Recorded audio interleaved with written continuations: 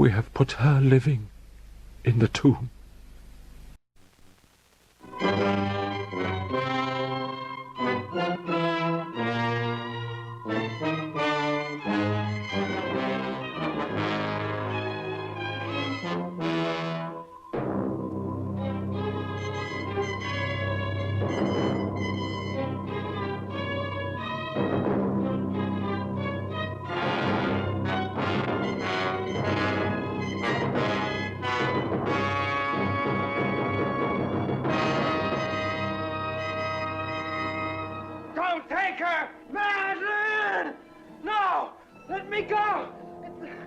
Only the incomparable genius of Edgar Allan Poe could knit them so closely together.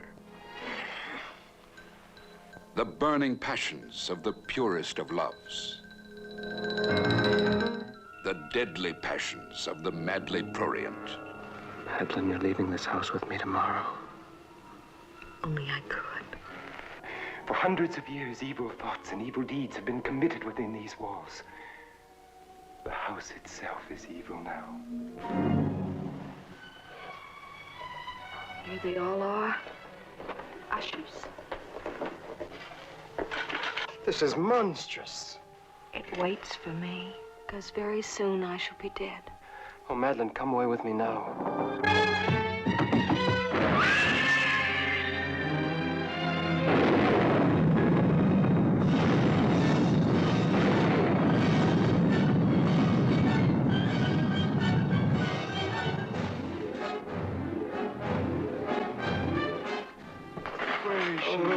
Where is she? You buried your own sister alive? I did. But she's dead now. The master hand of the macabre creates its masterpiece.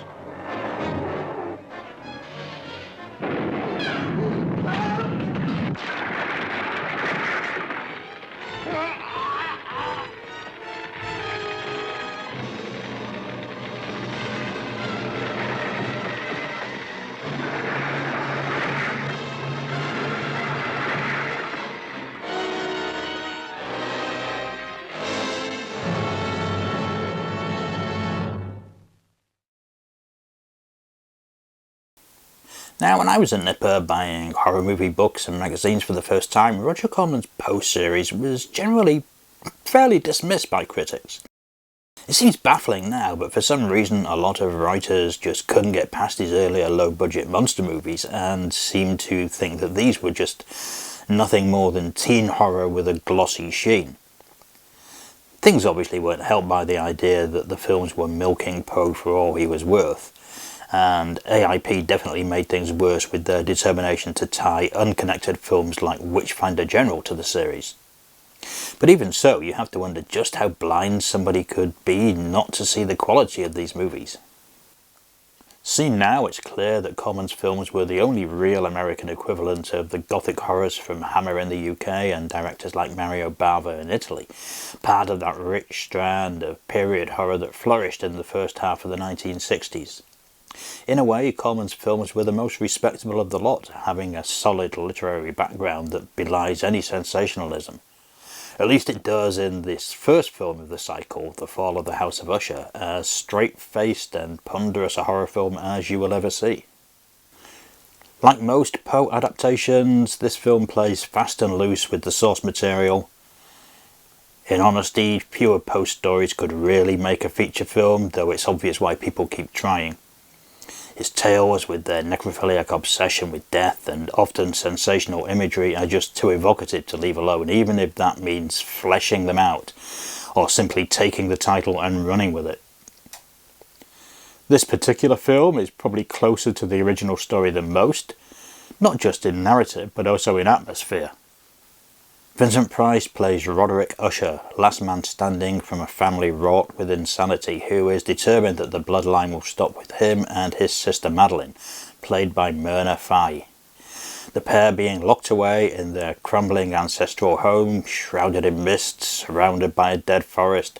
This first view of the house sets up the potent atmosphere of the movie, where all is dead and rotten. Throwing a spanner in the works is Philip Winthrop, Madeline's fiancé, who arrives at the house and refuses efforts from Usher and trusty manservant Bristol to turn him away. Despite being told that Madeline is confined to her bed, he insists on staying and continually butts head with the hypersensitive Usher, who can't stand loud noises, bright light, spicy food, or being touched. He becomes convinced that Madeline is being held prisoner, conned into believing that she's tainted with the Usher curse, and is determined to take her away. But his plans are thwarted when she dies, apparently of a heart attack.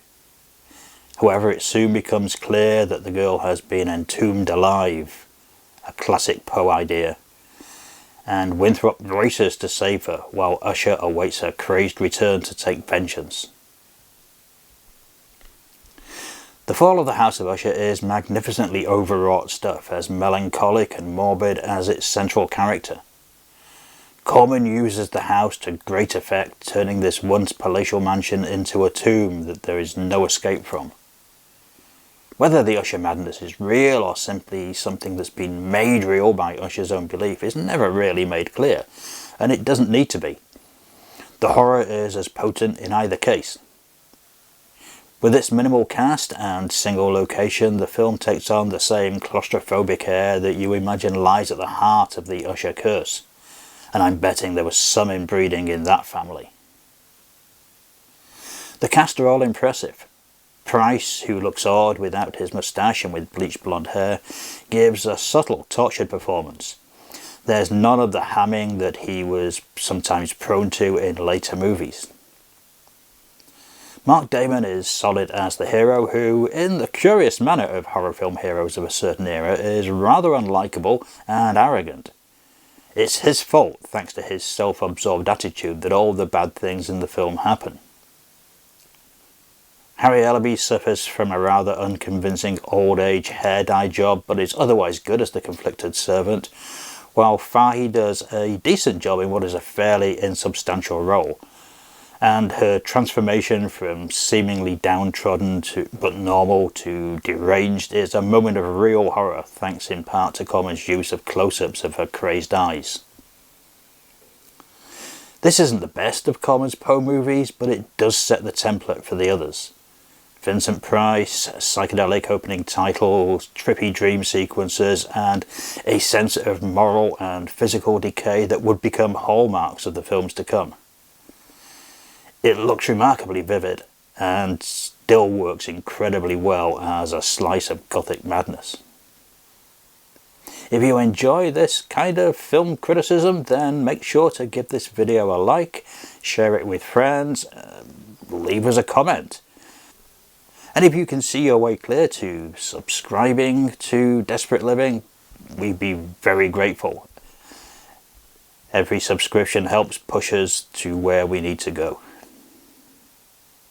Thanks for watching, and I'll see you again soon.